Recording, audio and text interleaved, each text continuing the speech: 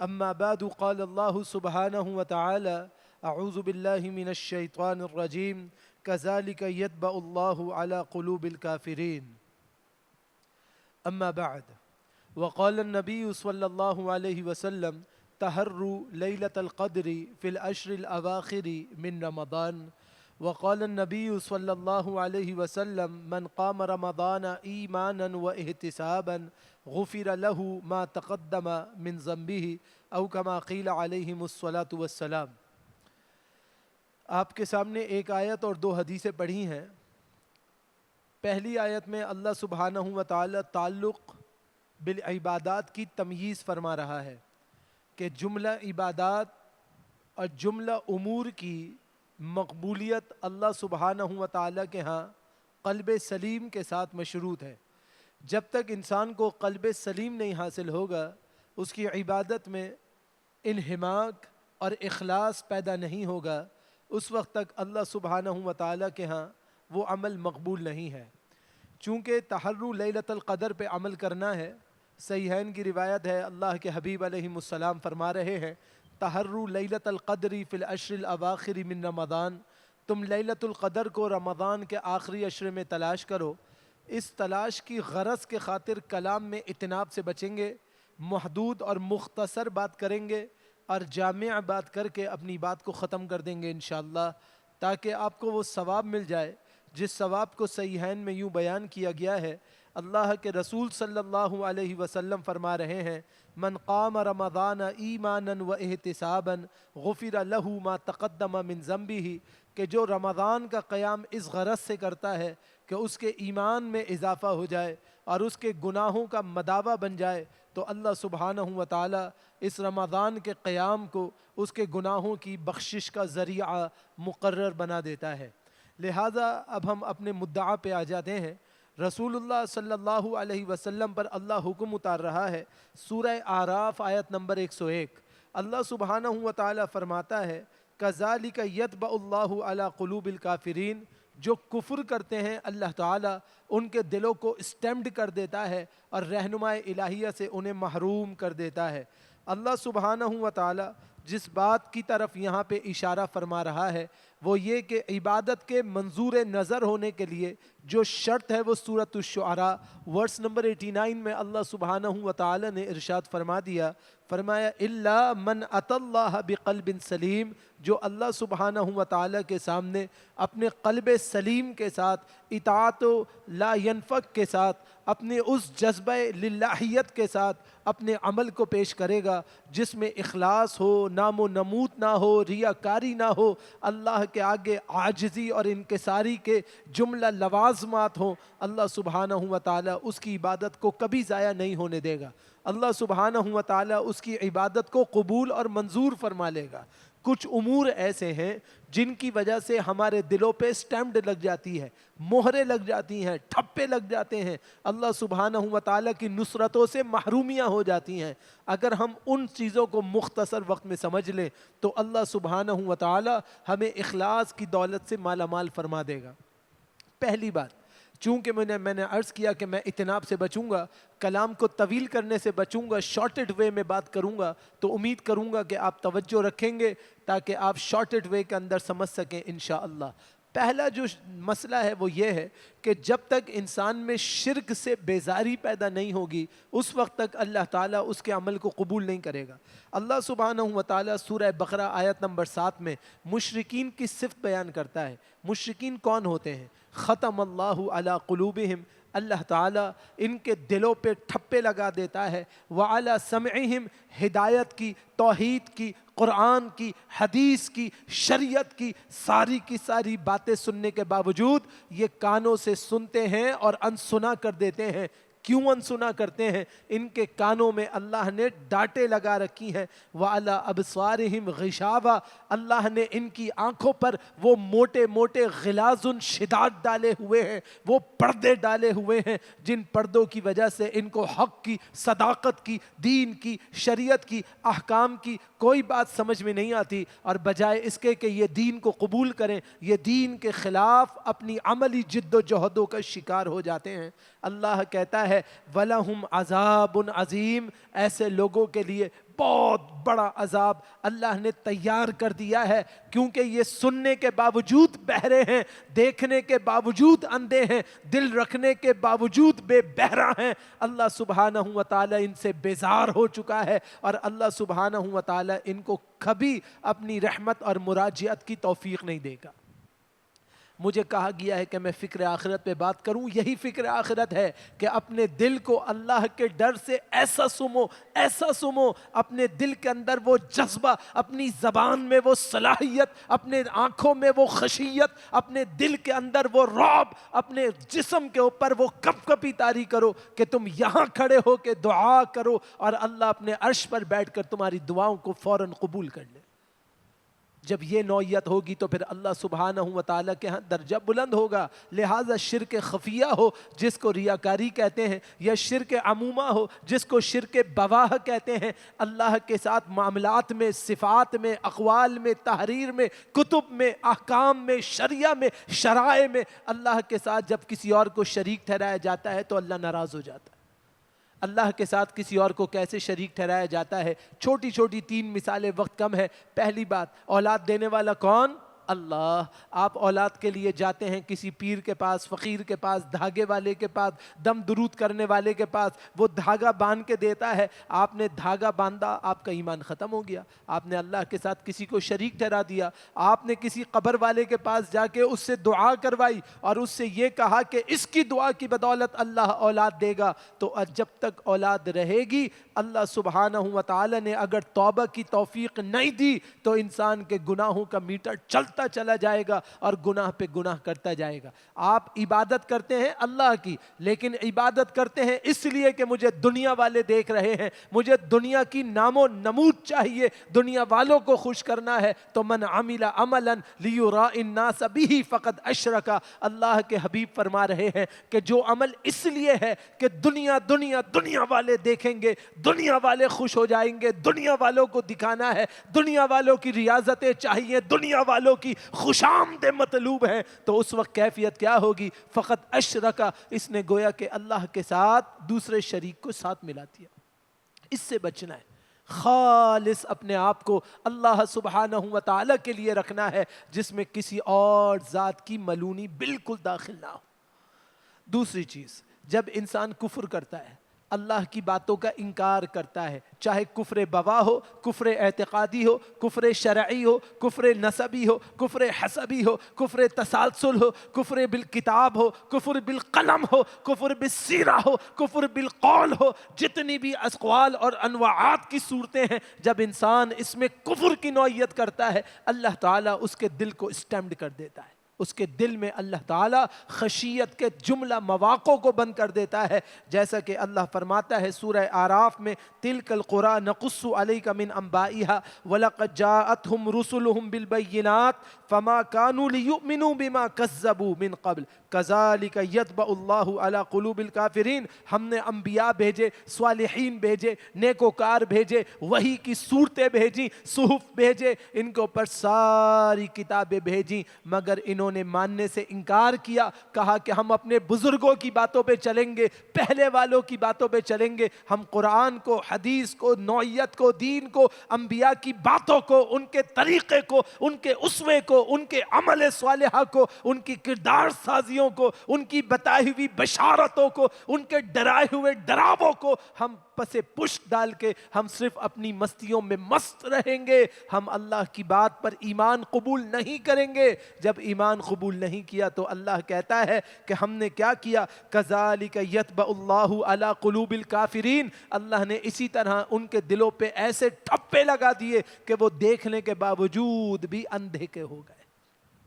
نبی جنت کی بشارتیں لے کر آئے، انہوں نے بشارتوں کا انکار کیا، نبی نے آخرت سے ڈراوا پیش کیا تاکہ آخرت میں کامیابی ہو جائے، انہوں نے آخرت کا انکار کیا، نبی نے بشارتیں دے دے کر دنیا کو جنت میں تبدیل کرنے کا طریقہ بتا دیا، مگر انہوں نے سب کا انکار کیا۔ اللہ کے حبیب علیہ السلام کی جملہ احادیث کو جمع کرتے ہیں تو 1/3 حدیث ہمیں ملتی ہے صرف اس بارے میں، من کان یؤمن باللہ والیوم الآخر جو اللہ پر آخرت کے دن پہ یقین رکھتا ہے وہ کیا کرے؟ حقوق العباد کو تلف نہ کرے، پڑوسیوں کو اذیتیں نہ دے، اللہ کی نافرمانی نہ کرے، اپنی نمازوں میں خشیت میں کمی نہ آنے دے، اللہ سبحانہ و تعالیٰ کے سامنے وہ گڑ گڑا کر اللہ کے حضور سربت سجود ہو کر اللہ سبحانہ و تعالیٰ کی تعلیمات کے موافق اپنے آپ کو اس طرح پیش کرے کہ اللہ سبحانہ و تعالیٰ اس کی زبان سے نکلے ہوئے بول کو اپنے عرش پر بیٹھ کر قبول فرما لے۔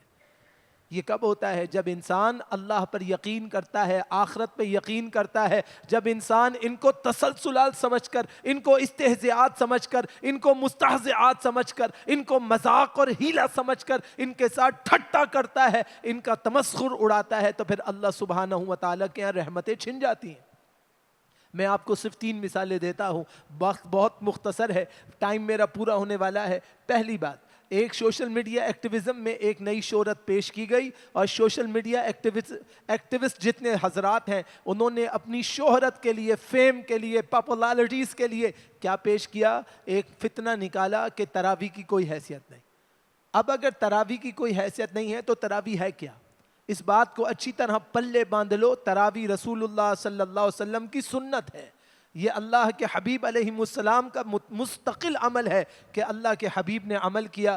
اب سوشل میڈیا ایکٹیویزم کے اندر نیا فتنہ بطور فیم کے چاہیے تھا، تو لوگوں میں کہا گیا کہ یہ ایک نفل ہے، اللہ کے حبیب نے 3 دن نماز پڑھائی، اس کے بعد نماز نہیں پڑھائی، کوئی پڑھے تب بھی صحیح ہے، نہیں پڑھے تب بھی صحیح ہے، نہ پڑھے کیوں صحیح ہے؟ اس لیے کہ لوگوں کو اس عبادت سے، اس ریاضت سے، اس تقویت داری سے، اس اللہ کی پرہیزگاریوں سے، اللہ کے حسن جزو سے، اللہ سبحانہ و تعالیٰ کے ہاں درجہ بلندی کے اس اسوے سے روکنا تھا، جس اسوے کو صحیح بخاری میں امام بخاری رحمہ اللہ یوں فرما رہے ہیں: من قام رمضان ایمانا و احتسابا غفر له ما تقدم من ذنبه، کہ ایک شخص قیام کرتا ہے تاکہ ایمان میں اضافہ ہو، اس کے گناہ بخشے جائیں گے۔ جب اس کو گناہ بخشوانے کی فرصت نہیں ہوگی تو وہ کیا کرے گا؟ اس دنیا میں مگن ہوگا جس دنیا کے بارے میں سنن ترمذی میں فرمایا الدنیا ملعونۃ وملعونۃ ما فیہا الا ذکر اللہ تعالی، دنیا میں ہر چیز اللہ کی رحمتوں سے دور کرنے والی ہے الا ذکر اللہ تعالی، صرف اللہ کا ذکر کرنے والے، وابستگی اختیار کرنے والے، اللہ کی نصرتوں میں داخل ہونے والے، اللہ کے ڈر کر اللہ کے حضور سجدہ سجود میں گر جانے والے، اللہ سبحانہ و تعالی ان کو بچاتا ہے، باقی لوگوں کو اپنی رحمتوں سے دور کر دیتا ہے۔ سوشل میڈیا پہ یہ تماشا کیا گیا، نوجوانوں کو، بزرگوں کو، دیندار طبقے کو بتایا گیا کہ یہ نفل ہے، اسے چھوڑو۔ میں آپ سے ایک سوال کرتا ہوں، اللہ کے نبی علیہ السلام نے اس کو چھوڑا یا اس پر عمل کیا؟ اگر اس پر عمل کیا تو دلیل ہونی چاہیے، چھوڑا تو دلیل ہونی چاہیے۔ آئیے ہم کھولتے ہیں ابن ماجہ قزوینی رحمہ اللہ کی سنن ابن ماجہ، اس میں ام ہانی رضی اللہ تعالیٰ عنہ کی حدیث ملتی ہے، فرماتی ہیں کہ میرا گھر بالجوار اللہ کے نبی علیہ السلام کے گھر کے ساتھ تھا، پڑوسن تھی اللہ کے حبیب علیہ السلام کی، اللہ کے نبی تہجد کا اہتمام کرتے تھے، گھر میں تلاوت کرتے تھے، میں اپنے گھر کی چھت پہ جا کے وہ تلاوت اپنے کانوں سے سنا کرتی تھی۔ اگر رسول اللہ صلی اللہ علیہ وسلم تہجد کا، تراویح کا، قیام اللیل کا، صلاۃ التراویح کا اہتمام نہیں کرتے تھے تو پھر یہ گھر میں آواز کس بات کی آ رہی ہے؟ پہلی بات۔ دوسری بات، اللہ کے نبی علیہ السلام فرماتے ہیں، مستدرک علی الصحیحین کی روایت ہے، ایک آدمی رات کو اٹھتا ہے، اپنی اہلیہ کو جگاتا ہے، اہلیہ سے جاگا نہیں جا رہا ہے، ہلکا ہلکا پانی ان کے چہرے پہ مارتا ہے، کہتا ہے بی بی اٹھ جاؤ، اللہ کے لیے عبادت کا وقت ہے، عبادت کرو۔ اسی طرح اہلیہ جاگتی ہے، شوہر نہیں اٹھا ہوا ہے، شوہر کے چہرے پہ ہلکے ہلکے پانی کے چھینٹے مار کے کہتی ہے اٹھیے، اللہ کی عبادت کیجئے، عبادت کا وقت ہے، اللہ کے ہاں جا کے ہمیں حاضری لگانی ہے۔ لہذا یہ دونوں مرد اور دونوں بیویاں، یہ دونوں میاں بیوی کا ٹولہ اللہ سبحانہ و تعالیٰ کے ہاں کتنے بڑے اجر کا مستحق ہے۔ اللہ کے حبیب علیہ السلام فرما رہے ہیں، مستدرک علی الصحیحین میں علی شرط صحیح البخاری روایت موجود ہے، اللہ کے نبی علیہ السلام نے فرمایا اللہ تعالیٰ انہیں والذاکرین اللہ والذاکرات کی صفت میں، یعنی بہت زیادہ اللہ کا ذکر کرنے والے مرد اور بہت زیادہ اللہ کی ذکر کرنے والی عورتوں میں شمار فرما لیتا ہے۔ اس ذکر سے روکنے کے لیے دنیا کی مشغولیات، ان کے شاپنگ سینٹرز، ان کے مختلف قسم کے اسٹیشنز، ان کی نوعیتیں، ان کے بازار، ان کی نوعیتوں میں مسلمان کو گرفتار کرنے کے واسطے یہ شوشہ چھوڑا گیا کہ ان کو عبادت سے روکو، اللہ کے گھروں سے روکو، ان کو گھروں میں بٹھا کر عبادت سے محروم کراؤ، ان کے جنسوں میں، دماغوں میں یہ بات ڈالو کہ یہ نفل ہے، اس کی کوئی ضرورت نہیں۔ جب اس کی ضرورت نہیں ہوگی تو پھر یہ خود بخود عبادت سے محروم ہو جائیں گے۔ یہ جو رسول اللہ صلی اللہ علیہ وسلم نے 3 دن جماعت کرائی اس کے بعد نہیں کرائی، اس کی وجہ کیا ہے؟ اس کی وجہ اسے پتا ہے جو مدرسوں میں قرآن پڑھتا ہے، حدیث پڑھتا ہے، دین پڑھتا ہے، سمجھ پڑھتا ہے، فقہ پڑھتا ہے، تدبر پڑھتا ہے، تنزل پڑھتا ہے، صرف، نحو، بلاغت، بلاغت، یہ ساری کی ساری چیزیں پڑھتا ہے، یہ وہ جانتے ہیں اس کا فائدہ کیا ہے۔ رسول اللہ صلی اللہ علیہ وسلم فرماتے ہیں، سنن ابی داود کی صحیح روایت ہے کہ جب مجھے 2 چیزوں کا اختیار دیا جاتا ہے تو میں اس میں اس چیز کو قبول کرتا ہوں جس کے اندر امت کے لیے زیادہ سہولت ہوتی ہے، میں اس چیز کو قبول کر لیتا ہوں۔ اللہ کے حبیب نے 3 دن جماعت کرائی، اس کے بعد 4تھے دن اس لیے تشریف نہ لائے کہ جو شخص جماعت کے ساتھ نماز نہ پڑھ سکے، کہیں وہ اللہ کے ہاں گناہگار نہ ہو، اس کو اکیلے پڑھنے کی رخصت ہو، اس کو عبادت میں کھڑے ہونے کی سہولت ہو، اسے اللہ سبحانہ و تعالیٰ کے ہاں برگزیدیت سے وہ محرومی نہ ہو جس محرومی کو صحیح بخاری کی صحیح روایت میں یوں فرمایا کہ جس شخص کو رمضان کا مہینہ مل جائے اور وہ اللہ سے بخشش طلب نہ کرا سکے، اس پر لعنت ہو۔ اس بد دعا سے بچانے کے لیے، لعنت کے استحقاق کو روکنے کے لیے اللہ کے نبی علیہ السلام نے 3 دن کے بعد امامت نہیں فرمائی، لیکن بدستور خود نماز کا اہتمام کرتے رہے۔ صحابہ اکرام رضوان اللہ علیہم اجمعین کی صفت کیا ہے؟ اگر صحابہ قیام کرنے والے نہیں ہوتے یا 3 دن کے بعد ان کو رخصت دے دی جاتی تو وہ مسجد میں رش لگاتے۔ سنن 4 کی صحیح روایت ہے، جناب عمر رضی اللہ تعالیٰ عنہ آئے، کہا اللہ کے حبیب صلی اللہ علیہ وسلم بڑا عجیب مسئلہ ہو گیا ہے۔ کیا مسئلہ ہو گیا ہے؟ رقد النساء والصبیان، بچے اونگنے لگے، عورتیں سونے لگے، ہم کہتے ہیں گھر جاؤ، یہ گھر جانے کے لیے تیار نہیں ہیں، مسجد بھر گئی، دلان بھر گئے، صحن بھر گئے، علاقے بھر گئے، اطراف کی گلی کوچیاں سب سے بھر گئی، کوئی جانے کے لیے تیار نہیں، آپ آئیے اور نماز پڑھائیے۔ اللہ کے نبی علیہ السلام نے رخصت عطا کی، کیوں؟ اس لیے تاکہ لوگوں پر اس چیز کو فرض نہ قرار دے دیا جائے، اس لیے نہیں کہ یہ معاف ہو گئی، یہ معافی وافی کے لیے نہیں ہے، یہ عبادت کا عمل ہے، طرق کا عمل ہے، ریاضت کا عمل ہے، ذکر اللہ کا عمل ہے۔ جتنا ذکر کرو گے اللہ تعالیٰ اتنی توفیقات سے نوازے گا، لہذا اس کے اندر معافیاں، سہولتیں، رخصتیں نہیں ڈھونڈنی چاہیے، اس کے اندر عمل زیادہ سے زیادہ کرنا چاہیے تاکہ آپ کے اوپر وہ حدیث صادق نہ آئے کہ اللہ کے پیارے حبیب جناب محمد الرسول اللہ صلی اللہ علیہ وسلم فرماتے ہیں، اے انس، ایک وقت وہ ہے کہ اگر تم بال سے باریک کوئی عمل چھوڑو گے تو میں تمہیں بشارت دیتا ہوں کہ تم دین سے نکل جاؤ گے، اور ایک وقت اس امت پر وہ آئے گا کہ اگر یہ بال سے باریک بھی عمل کریں گے تو میں بشارت دیتا ہوں کہ یہ سارے کے سارے جنت میں داخل ہو جائیں گے۔ اس قدر بدعملی کی نوعیت ہوگی۔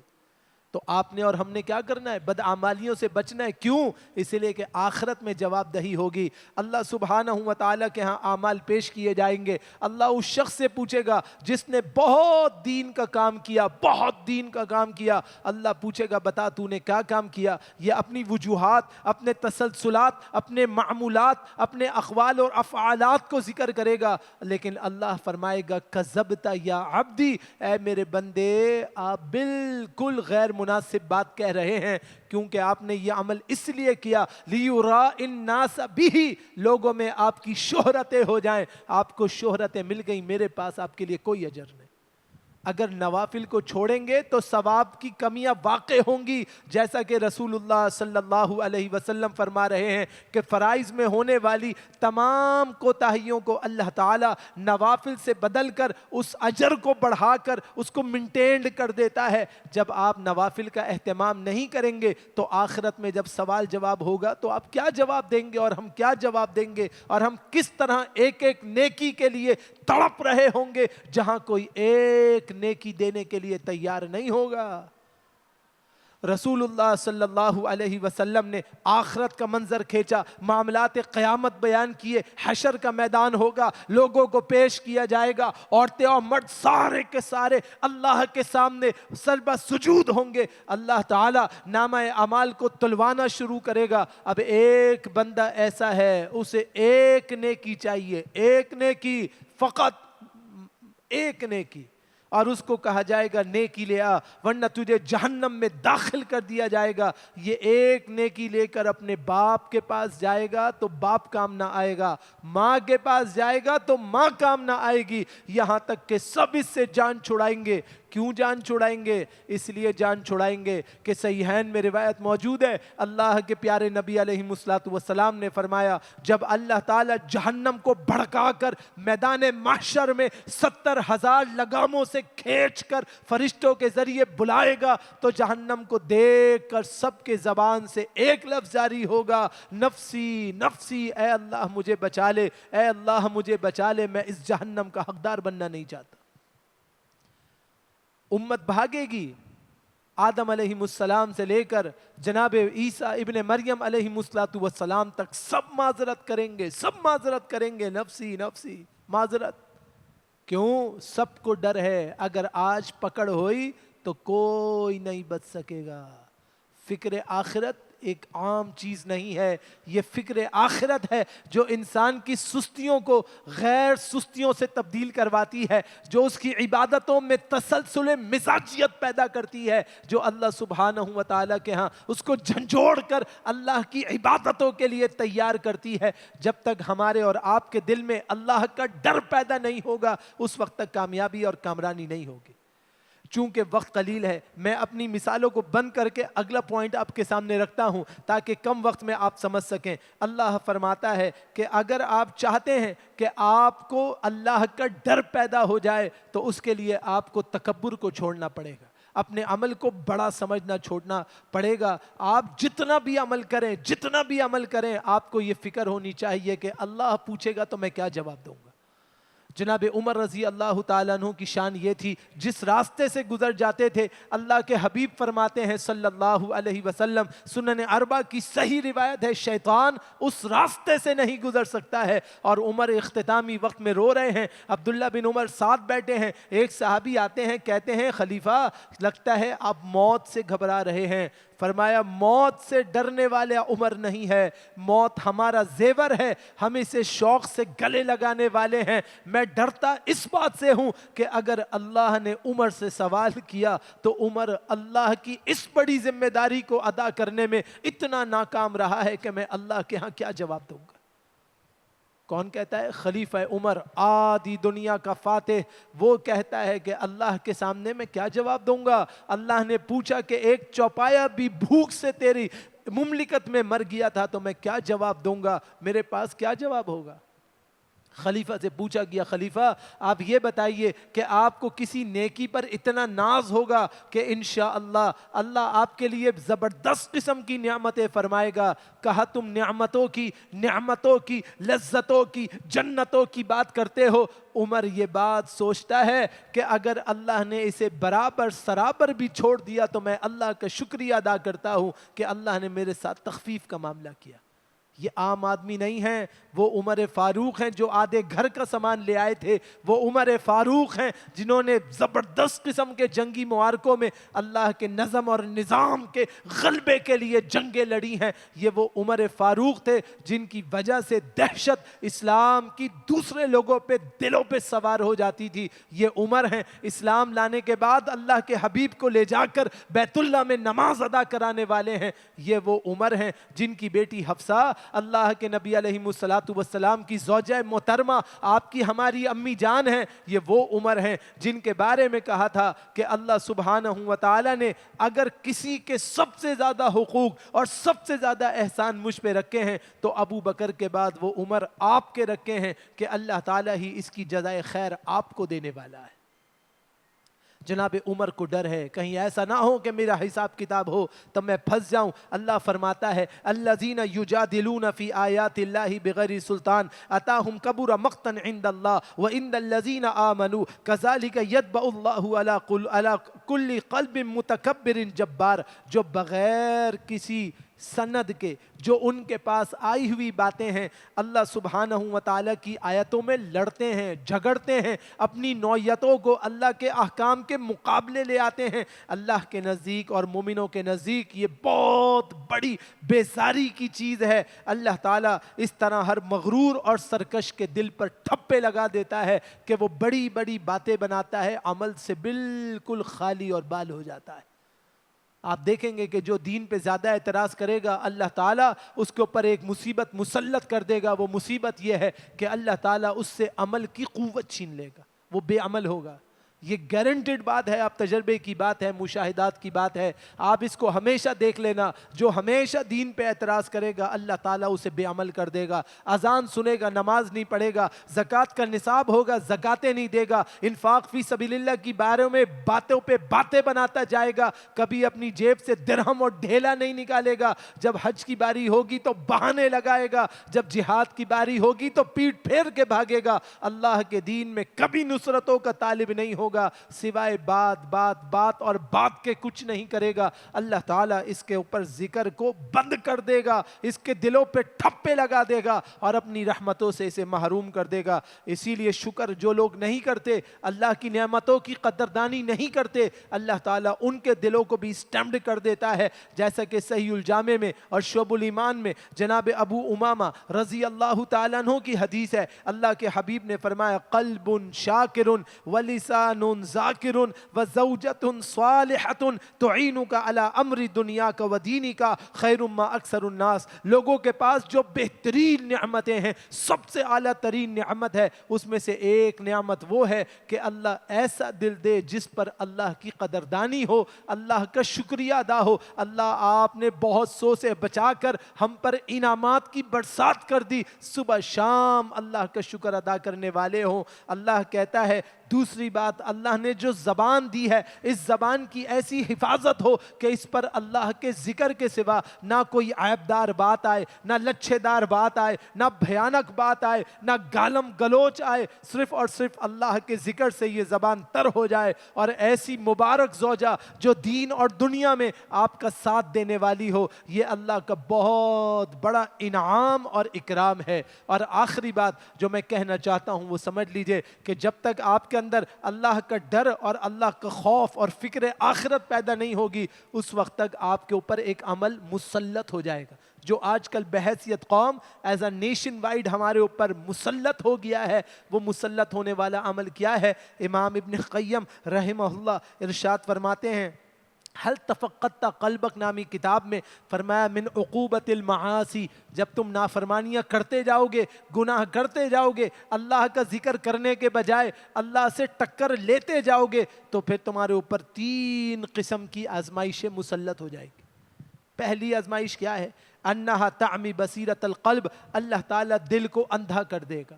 سب کچھ دیکھنے کے باوجود حوادثات, غزہ میں کیا ہوا, کشمیر میں کیا ہوا, دنیا میں کیا ہوا, پاکستان میں کیا ہوا, فلسطین میں کیا ہوا, سب دیکھنے کے بعد تمہاری آنکھیں بند ہو جائیں گی. تم یہ کہو گے کہ مجھے 2 اور 2 روپے کا فائدہ ہو, یہ سب بھاڑ میں جائیں. تو یہ بھاڑ میں نہیں جائیں گے, یہ تمہاری دنیا اور آخرت دونوں کو تباہ کر دیں گے. اس لیے کہ آپ دیکھنے کے باوجود بچ نہیں رہے. روزانہ حادثات, روزانہ ڈمپر کی ٹکریں, روزانہ قتل و غارت گری, روزانہ خون کی ہولیاں, سر عام دہشت گردیاں, اس کے باوجود آپ ڈر نہیں رہے. آپ کے اندر فکر نہیں پیدا ہو رہی کہ مجھے اللہ کے ہاں جانا ہے, مجھے اللہ کے ہاں حساب دینا ہے. جب آپ گناہ پہ گناہ کرتے ہیں تو کیا ہوگا؟ انہا تعمی بصیرت القلب, اللہ تعالیٰ دل کو اندھا کر دے گا. وتطمس نورہ, اللہ تعالیٰ چہرے کے نور کو کو چھین لے گا اور چہرے پر نحوستیں ادا ہوں گی. پوری پوری رات اسپا میں، پوری پوری راتیں بہترین قسم کے سیلون میں بیٹھے رہیں گے، مگر چہرے پہ اللہ نور نہیں عطا کرے گا. اللہ تعالیٰ اس نور کو چھین لے گا اور چہروں پر کالک کو، مصیبتوں کو، مشکلات کو، غم کو، فکر کو، ٹینشنوں کو مسلط کر دے گا اور بچت کے راستے بند کرے گا. وَتَسُدُّ طُرُقُ الْعِلْمِ، اللہ تعالیٰ علم کو بند کر کے جاہلیت کے دروازوں کو کھول دے گا. انسان علم کے بجائے، عالم کے بجائے جہلا کو پسند کرے گا. جیسا کہ اللہ کے حبیب علیہ السلام فرما رہے ہیں، وہ وقت قریب آ رہا ہے جب اللہ علم کو اٹھائے گا علماء کے اٹھانے کے ساتھ. تو نوعیت کیا ہوگی کہ تم جہال کو اپنا بڑا مناؤ گے. وہ جہال، وہ لا علم، وہ لا بلد، وہ دین سے عاری، وہ لوگ کیا کریں گے؟ ضلوا فاضلوا بل هم اضل، وہ دین سے تمہیں باہر نکال دیں گے. وتحجبوا مواد الہدایہ، اور اللہ تعالیٰ تمہیں کیا کرے گا؟ ہدایت مستقیمہ سے دور کر دے گا. لہٰذا یہ چار آزمائشیں آنے سے پہلے اللہ کا ڈر پیدا کیجئے، خشیت پیدا کیجئے، خوف الہیہ پیدا کیجئے. اللہ کی دربار میں بیٹھے ہیں، اللہ کے گھر میں بیٹھے ہیں، اللہ سے معافی مانگتے رہیے. لیلۃ القدر کی عظیم دعا، عظیم ترین دعا، اللہم انک عفو تحب العفو فاعف عنی، یعنی اے میرے اللہ، انک عفو تحب العفو فاعف عنی، اے میرے اللہ آپ معاف فرمانے والے ہیں اور میرے گناہوں کو بخشنے والے ہیں اور معافی کو انتہائی پسند فرمانے والے ہیں. آپ مجھ پر احسان فرمائیے اور میرے گناہوں کو معاف فرمائیے. یہ دعا اگر آپ پڑھتے رہے اور آپ اس حدیث کے مصداق میں آ گئے کہ رات میں ایک ایسی گھڑی ہے انسان کی زبان سے جو جاری ہوتا ہے فوراً قبول ہو جاتا ہے، تو اللہ تعالیٰ آپ کی اور ہماری سب کی بگڑی کو بنا دے گا. یہی سمجھنے کی بات ہے، یہی عمل کی بات ہے کہ اپنے دلوں میں اللہ کا نور پیدا کریں، خشیت پیدا کریں، آخرت کا ڈر پیدا کریں اور اللہ کے بتائے ہوئے احکامات پہ کما حق عمل کریں. اللہ سے دعا کرتا ہوں اللہ تعالیٰ اس رمضان ہم سب کے لیے ماہ غفران مقرر فرمائے اور اللہ تعالیٰ ہم سب کی کامل مغفرت فرمائے. اور جس طرح اللہ نے اپنے گھروں میں آنے کی توفیق دی، اسی طرح اللہ تعالیٰ قلب سلیم کے ساتھ جملہ عبادات کو قبول فرمائے اور اکٹھے جنت الفردوس میں ملاقات کا شرف عطا فرمائے. اقول قولی ھذا استغفر اللہ لی ولکم ولسائر المسلمین.